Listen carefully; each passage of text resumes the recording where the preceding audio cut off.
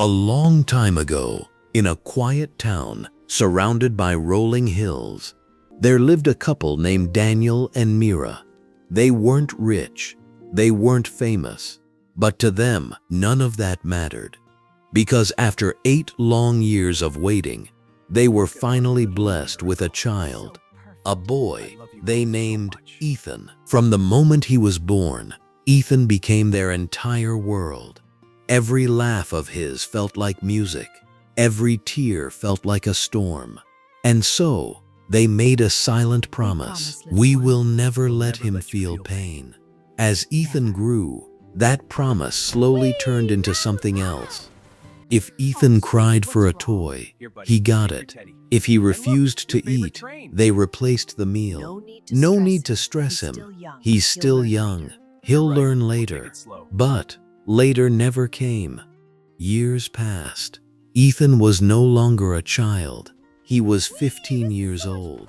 But his life still stuck. He would wake up at noon, ignore his schoolwork, scroll endlessly on his phone, play games late into the night. His room was a mess. His mind even worse. And anytime someone asked him to change, "I'll do it later."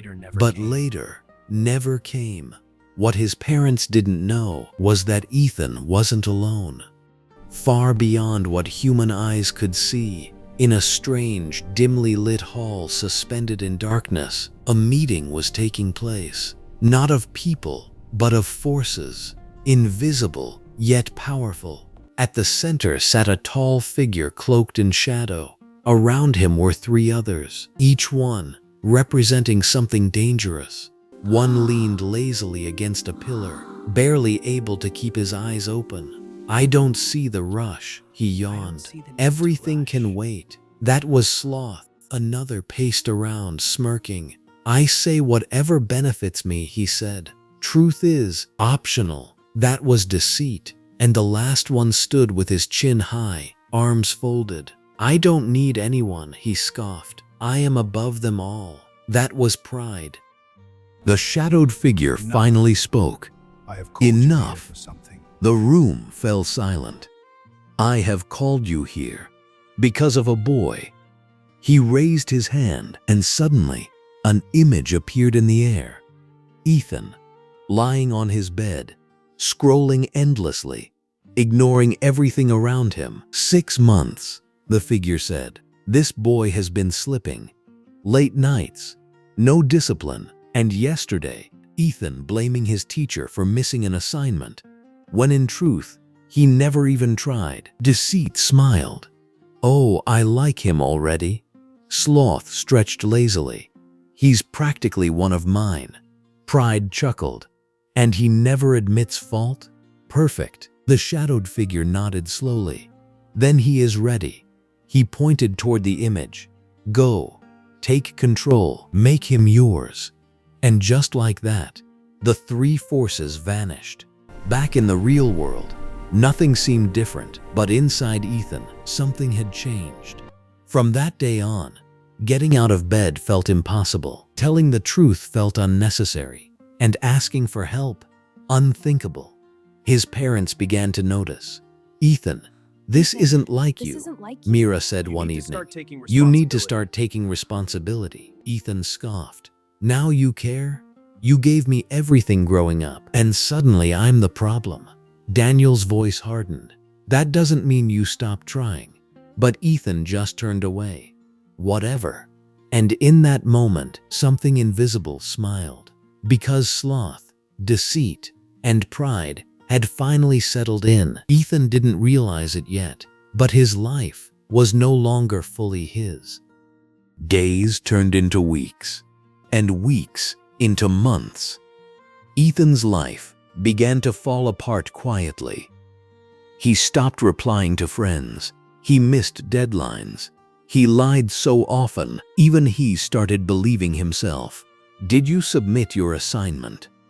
"Yeah." "The teacher lost it." "Did you go out to look for a job?" "I tried." Everywhere was closed. But deep down, he knew the truth. And slowly, Ethan became alone. One morning, something strange happened. He woke up early, before the sun. Confused, he sat up.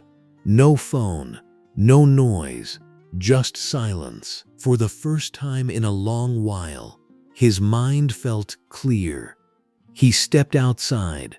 The air was cold, fresh, real. He walked without knowing where he was going, until he reached an old, quiet field at the edge of town. In the middle of it stood a small, broken greenhouse, and beside it, an old man, digging. "You look lost." Ethan shrugged. "Not really," the old man chuckled. "People who say that usually are." Ethan said nothing, but something about the place made him stay. He noticed something strange. The plants inside the greenhouse were dying, but not all, only some. Because of what's beneath them, he pointed to the soil.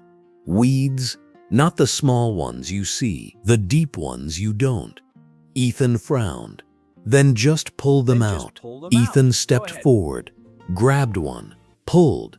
Nothing. Stuck. He tried harder. Still nothing. "It's stuck," Exactly. he said. "Exactly. Some things don't leave that easily." Ethan paused. Something about those words hit different. "Try again," the man said. This time, Ethan knelt down, used both hands. Finally, it came out. Ethan stared at it. It was bigger than he expected, way deeper than it looked. The old man smiled. "Now you're starting to see." Ethan looked at the remaining plants, then back at the soil. For the first time, he wondered, "What's growing inside me?" Ethan sat there.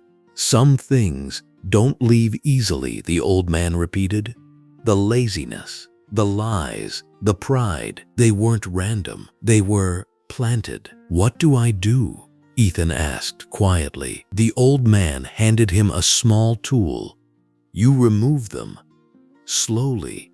Every day." Ethan nodded. That day, he went home and the voices returned. "You don't need to change." But this time, Ethan noticed them. The next morning, he woke up early again. Not because it was easy, but because he chose to. He told the truth. Even when it was uncomfortable, he asked for help.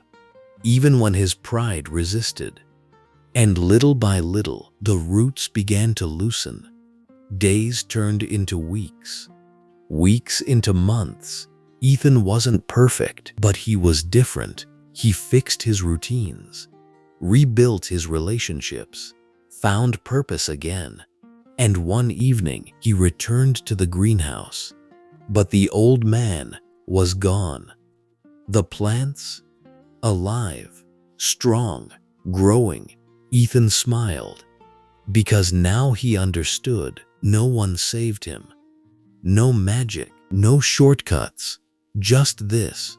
What you allow to grow will control your life, and what you choose to remove will set you free.